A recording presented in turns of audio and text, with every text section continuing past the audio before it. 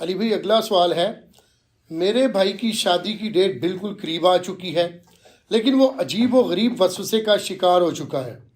دراصل اس نے فقہ حنفی کی مشہور بک بہشتی زیور میں یہ عبارت پڑھی تھی کہ کوئی شخص اپنی زندگی میں اگر یہ کہہ دے کہ میں نے جس کسی بھی عورت سے نکاح کیا تو اسے طلاق ہے تو طلاق ہو جائے گی۔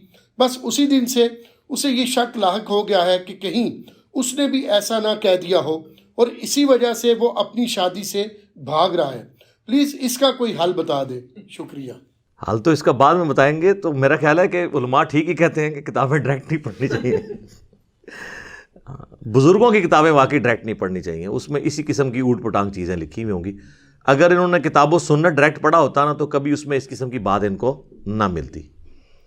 یہ فقہ حنفی کا مسئلہ ہے، اور یہ صرف بہشتی زیور پہ یا بہار شریعت پہ نہیں آپ ڈال سکتے۔ پرانے بزرگوں نے فتاوی علمگیری میں اور باقی کتابوں میں اس طرح کی باتیں لکھ دی ہیں۔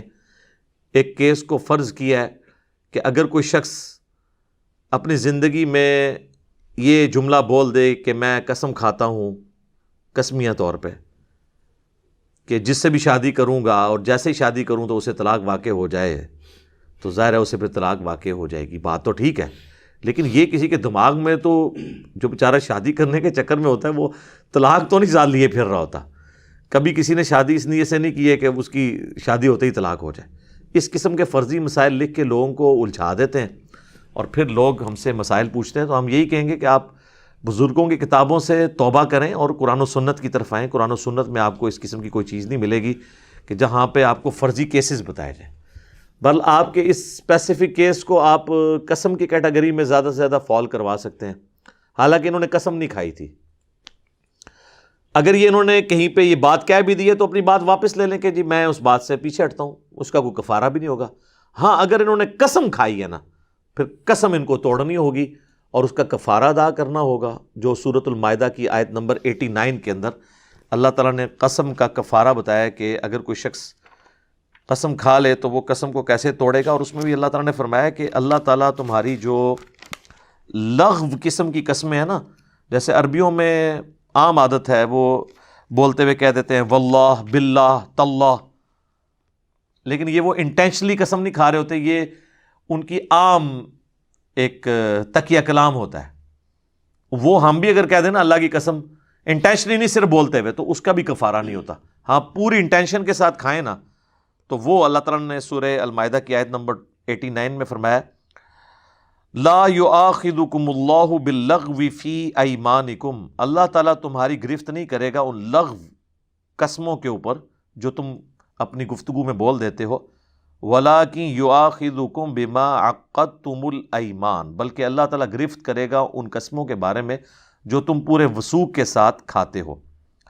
فَكَفَّارَتُهُ، تو اس کا کفارہ یہ ہوگا اگر کسی نے اپنی قسم توڑنی ہے، اطعام 10 مساکین، کہ وہ 10 مساکین کو کھانا کھلائے گا، اوسط درجے کا کھانا، یعنی آج کل آپ سمجھ لیں 100-150 روپے کا ایک وقت کا کھانا ہے تو 10 مساکین کو کھانا کھلا دے۔ من اوسط ما تطعمون اہلیکم، وہ اس لیول کا کھانا ہو جو وہ گھر میں بھی کھاتا ہے۔ یہ نہیں ہے کہ گھر میں وہ اعلیٰ کھاتا ہے تو باہر کہہ کہ نہیں جی وہ عیدی والوں کے پاس چلے جائیں اور فلاں کے پاس چلے جائیں وہاں تو 10 روپے کا بھی کھانا مل جاتا ہے، اس طرح نہیں۔ او کسوتہم، یا 10 مساکین کو پھر کپڑے لے دے اگر کھانے کا ارینجمنٹ نہیں کر سکتا۔ او تحریر رقبہ، یا ایک غلام آزاد کر دے۔ یہ آج کل آبسلیٹ ہو چکا ہے، غلاموں والا سلسلہ تو نہیں ہے، پہلے 2 آپشن ہی ہیں۔ لیکن اگر کوئی غریب ہے تو اس کے لیے اللہ نے فرمایا فَمَن لَمْ يَجِدْ، اگر کوئی اس کی استطاعت نہیں رکھتا یا اس کو نہیں پاتا، فَصِيَامُ 3 ایام، تو وہ پھر 3 دن کے مسلسل روزے رکھ لے گا تو وہ کفارہ ہو جائے گا۔ ذَلِكَ كَفَّارَةُ أَيْمَانِكُمْ إِذَا حَلَفْتُمْ، یہ ان قسموں کا کفارہ ہے جو تم حلفیہ طور پر پوری انٹینشن کے ساتھ کھاتے ہو۔ وَاحْفَظُوا أَيْمَانَكُمْ، اپنی قسموں کی حفاظت کرو۔ كَذَلِكَ يُبَيِّنُ اللَّهُ لَكُمْ آيَاتِهِ، بالکل اس طریقے سے اللہ تعالیٰ اپنی آیات کھول کھول کر تمہارے لیے بیان کرتا ہے۔ لَعَلَّكُمْ تَشْكُرُونَ، تاکہ تم اس کے شکر گزار بنو۔ تو اللہ تعالیٰ نے قسم کا کفارہ بتا دیا۔ تو اب اس صورتحال میں اگر ان کو کوئی زیادہ وہم آ رہا ہے نا تو وہ اپنی قسم کا کفارہ ادا کر دیں تو وہ خود بخود ان کا وہ معاملہ ٹوٹ جائے گا اور یہ پورے کا پورا معاملہ یہیں پر ختم ہو جائے گا۔ باقی یاد رکھیے گا، بخاری اور مسلم دونوں میں حدیث ہے، اللہ کے محبوب صلی اللہ علیہ وآلہ وسلم فرماتے ہیں کہ اگر میں کسی معاملے میں قسم بھی کھا لوں اور بعد میں مجھے پتہ چلے کہ اس کے خلاف کرنے میں زیادہ بہتری ہے تو میں انشاءاللہ اپنی قسم کو توڑوں گا، اس کا کفارہ بھی ادا کروں گا۔ یعنی قسم کو ایسی چیز نہیں ہے اگر کسی نے کھا لی اور بعد میں اس کو آئیڈیا ہوا ہے کہ فلاں کام کرنا بہتر تھا، مجھے قسم نہیں کھانی چاہیے تھی، تو نبی علیہ السلام اپنے لیے بھی کہہ رہے ہیں میں قسم توڑ دوں گا اور میں اس کام کو کر لوں گا اور اس کا کفارہ دے دوں گا۔ ایک اور حدیث ہے بخاری اور مسلم میں، نبی علیہ السلام نے فرمایا کہ کسی شخص کا اپنے گھر والوں کے حق میں کوئی قسم کھا لینا اور پھر اس قسم کو توڑ دینا یہ بہتر ہے۔ اس کا قسم کھانا، اس کے توڑنے کا جو گناہ ہے یا اس کے توڑنے کا جو وبال ہے، اس سے بڑا وبال ہے کہ وہ اس کو نہ توڑے اللہ کے نزدیک۔ یعنی اللہ کو یہ پسندیدہ ہے کہ وہ شخص اپنے گھر والوں کے بارے میں کھائی ہوئی قسم کو توڑ دے۔ اللہ تعالیٰ اسے یہ نہیں کہے گا کہ تو نے میری قسم کھائی تھی تو تو نے قسم کا لحاظ نہیں کیا۔ اگر وہ اس کا جرم بھی ہو کہ اس نے اللہ کی قسم توڑی ہے تو وہ قسم توڑنا چھوٹا گناہ ہے، بڑا گناہ یہ ہے کہ اپنے گھر والوں کے حق میں کوئی ایسی قسم کھا لینا کہ جیسے لوگ کھا لیتے ہیں کہ اگر تو اپنے یعنی وہ کہتے ہیں میکے گئی تو تجھے میری طرف سے طلاق ہے، یہ اکثر لوگ پوچھ رہے ہوتے ہیں، یا اپنے بھائی کو ملی تو طلاق ہے، یا فلاں سہیلی کو ملی تو طلاق ہے۔ یہ اکثر خامدوں نے اس قسم کی تھریٹ لگائی ہوتی ہیں اور پھر یہاں پوچھ رہے ہوتے ہیں کیونکہ انہیں پتہ بیویوں نے باز تو نہیں آنا، تو سر آپ ہی اپنی قسم توڑیں اور کفارہ ادا کر دیں، اور اگر وہ چلی گئی ہے تو طلاق واقع ہو جائے گی۔ ایک کی نیت کی تھی تو ایک ہوگی، دو کی کی تو دو، تین کی کی تو تین، اور فارغ بیوی۔ لہٰذا احتیاط کیا کریں، آپ اس طرح کے کام نہ کریں۔ بیویوں نے تو باز نہیں آنا لیکن آپ تو باز آ جائیں۔ بیویوں کو کیوں اسٹیک کے اوپر لگاتے ہیں؟ معاملات کو اور طریقے سے بھی ہینڈل کیا جا سکتا ہے۔ اچھا، صحیح مسلم میں ایک اور حدیث ہے اسی کانٹیکسٹ میں، نبی علیہ السلام نے فرمایا کہ جو تم نظر مانتے ہو نا اس کا کفارہ بھی وہی ہے توڑنے کا جو قسم کا کفارہ ہے۔ قسم مستقبل کے بارے میں ہوتی ہے، یعنی اگر میرا یہ کام ہو گیا تو میں یہ کروں گا یا میں یوں کروں گا، اگر وہ یا یوں نہیں کروں گا، دونوں کیسز میں جب الٹ چلتا ہے تو قسم ٹوٹ جاتی ہے۔ لیکن اگر کسی نے ماضی کی کسی بات پہ کہا نا کہ اللہ کی قسم میں نے یہ نہیں کیا، تو یہ قسم نہیں ہے، نہ کفارہ ہے، یہ ایک جھوٹی سٹیٹمنٹ ہے قسم کے ساتھ سپورٹیو۔ یہ قسم نہیں ہوتی، قسم مستقبل کے لیے ہوتی ہے۔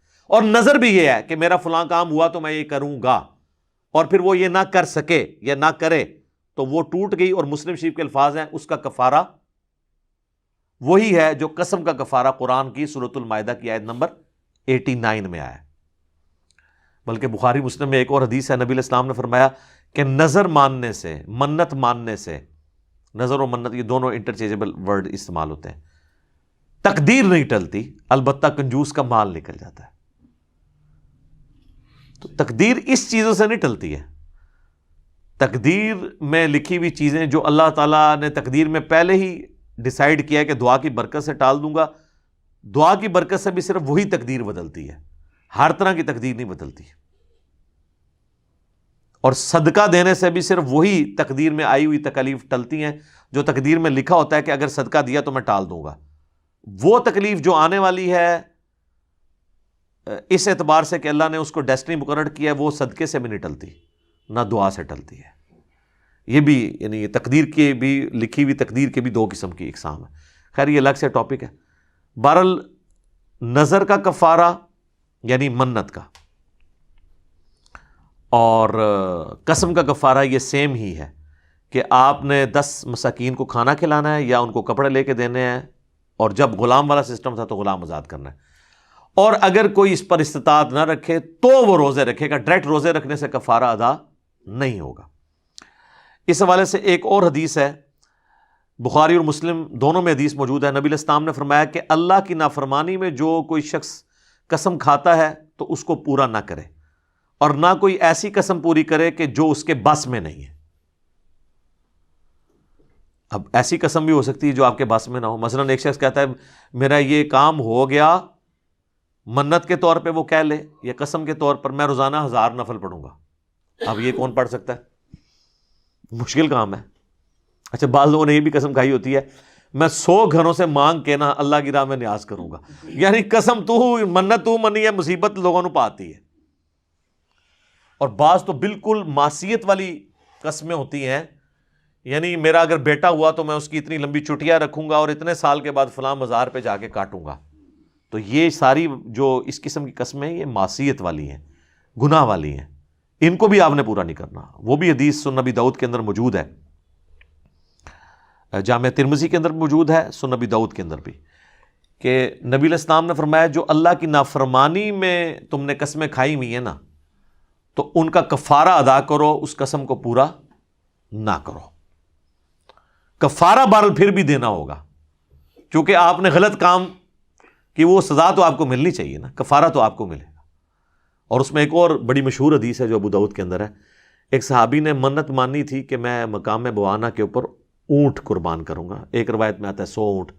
نبی علیہ السلام سے اس نے آ کے ڈسکس کیا تو آپ نے فرمایا دیکھنا وہاں پر کہیں زمانے جاہلیت میں کسی بت کی عبادت تو نہیں ہوتی تھی.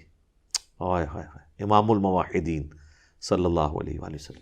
یا جاہلیت کا کوئی میلہ تو نہیں وہاں لگتا تھا؟ یہ نہ ہو کہ تم جاؤ تو کہو کہ بزرگوں کی یاد تازہ ہوگی. اس لیے ہم کہتے ہیں کہ درباروں کے اوپر آپ نے اللہ کی راہ میں بھی خرچ نہیں کرنا، کیونکہ وہاں پہ غیر شرعی افعال ہو رہے ہیں. تو انہوں نے انشور کیا، تو پھر آپ نے فرمایا تم اپنی نظر کو پورا کرو، اور کوئی ایسی نظر پوری نہ کرو جو تمہارے بس میں نہیں، یا جس نظر کے اندر اللہ کی گناہ والا معصیت والا ایشو ہو اس نظر کو بھی تم پورا مت کرو. اس موقع پہ آپ علیہ السلام نے یہ بات بھی ارشاد فرمائی.